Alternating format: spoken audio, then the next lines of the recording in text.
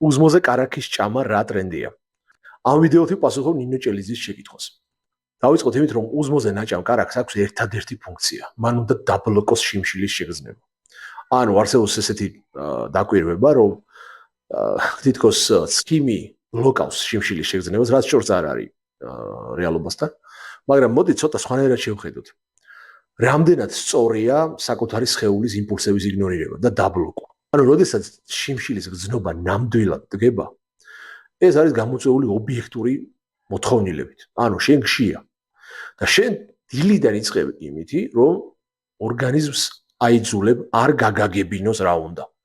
ანუ ანგრევ იმ ხიდს, რომელიც შენსა და ორგანიზმს შორის არსებობს. ეს არის ჩვეულებრივი დანაშაული საკუთარი ორგანიზმის წინააღმდეგ.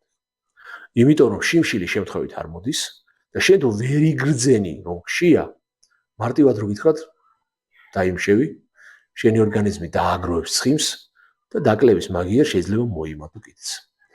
არ შეიძლება. განსაკუთრებით ეს არის უაზრობა, თუ ადამიანი არ არის კეტო დიეტაზე.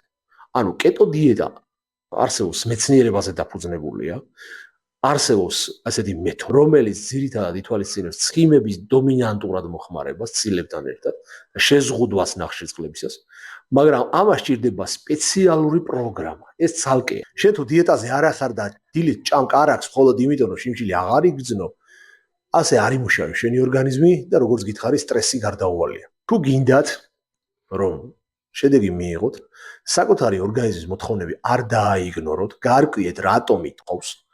თუ ზედმეტად ითხოვს, მაგასაც თავისი მიზეზი აქვს. უბრალოდ დაიგნორება არასოდეს არ მოგიტანთ შედეგს. გარკვიეთ რატომ ითხოვს თქვენი ორგანიზმი ამას. და თუ გაინტერესებთ მეთოდები და პროგრამები, რომელიც რეალურ შედეგს მოგიტანთ. მომწერეთ პირადში და მითხარით ფრაზა. მოდი ვილაპარაკოთ.